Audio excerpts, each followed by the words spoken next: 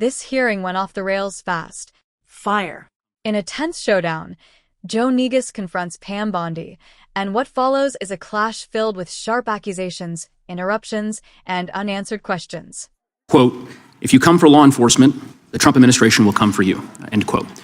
I want to show you just a brief video. It's about 30 seconds, and I'll ask you a couple questions about it. You guys are disgusting, man. Hey, you guys are disgusting. I'm former law enforcement. You're disgusting. You are the Nazi. You are the Gestapo. You can't see it because you're chasing your pension, right? Your pension. Your retirement, right? That's what runs your life, your retirement. The sad thing is they're not even going to get the pension because it's going to be worthless. And shame on you. And shame on you. And shame on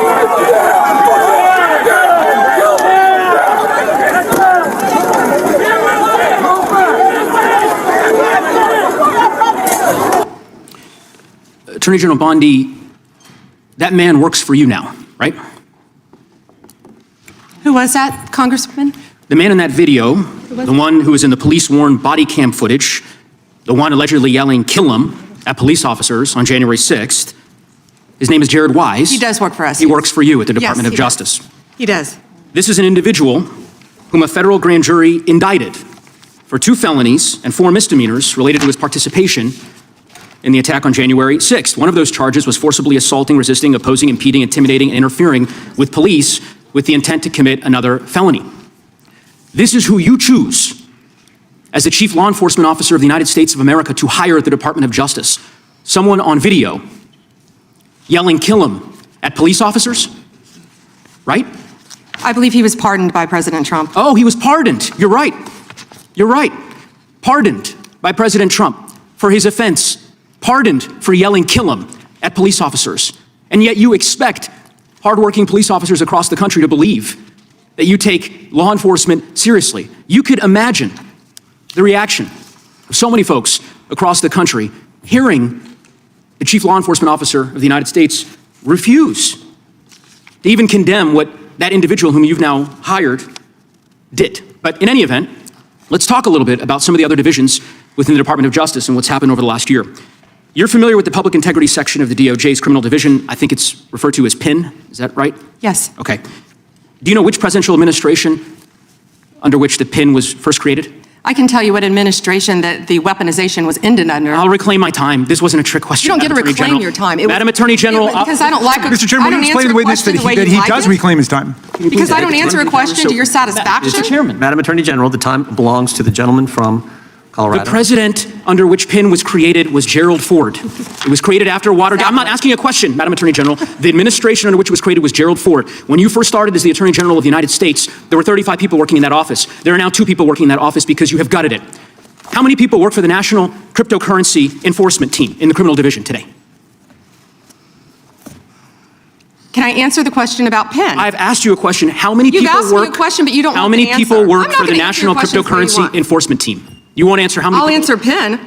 You, PIN will not be you know weaponized. what? Actually, you know what? What's Madam funny Attorney about General, this? I'll say to the chairman. What's funny about Chairman, this? you know what the answer is, and I think I understand funny why the about Attorney General this? does not want to answer the question, because you eliminated the National Cryptocurrency Enforcement Team last year. So I understand why you don't want to tell the American people who works there. Yeah, I no one understand works why there you don't want to anymore, talk about Madam Mohammed Attorney Solomon in General. your district, In any event, who murdered people. Mr. Chairman, will you stop the clock so his time is not wasted by the witness? I've been very generous with allowing extra time when we have these little disputes. I understand. You got the time, Mr. Neguse. I might as well ask the chairman these questions. I'd be happy because to answer what some is of your questions. What's profound, the questions I've asked, The crime in your I've district. asked, Mr. Chairman, are not trick questions.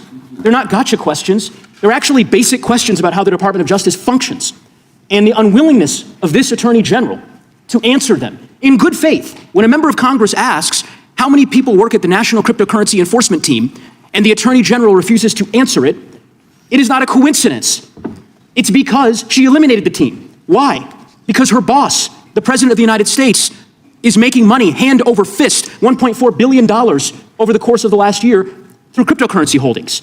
I think what is happening at the Department of Justice is a disgrace, Mr. Chairman, and I would urge you to gain control of this hearing. With that, I yield back the balance of my time. Yeah. I would ask the gentleman, does he agree with the standing up of the Deputy Attorney General for dealing with fraud? That's something that's happened in this administration. First time. You talked about PIN. That happened with this Justice Department. We're talking about this committee. Mr. Chairman, had you answered the question, had the Attorney General answered the question in that way, perhaps this hearing would have some modicum of resembling something that has typically been fairly conventional in oversight hearing of the Department of Justice. The gentleman's That is time has not this. expired. The gentlelady from Wyoming. The exchange between Joe Neguse and Pam Bondi quickly escalates from routine oversight to a full-blown confrontation. What starts as a line of questioning about a controversial hiring decision turns into a broader challenge about credibility, judgment, and the direction of the Department of Justice. The tone alone signals that this is more than policy. It's about trust and leadership. Neguse's strategy is clear. Anchor the argument in a specific, highly charged example and then expand outward.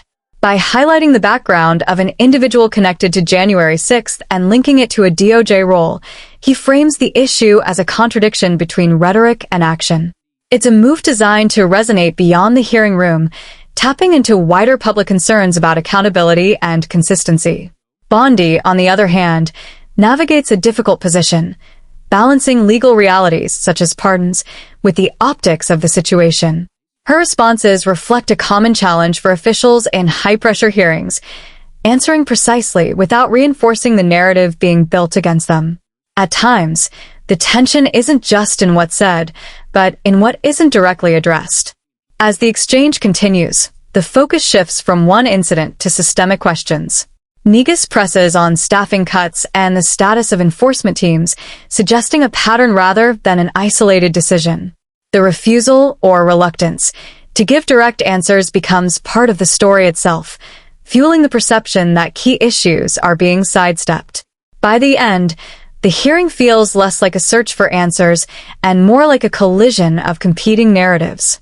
One side argues there's a breakdown in accountability, the other implies the criticism is politically driven. What viewers are left with is not a neat conclusion, but a vivid example of how oversight, politics, and public perception intersect in moments of intense scrutiny.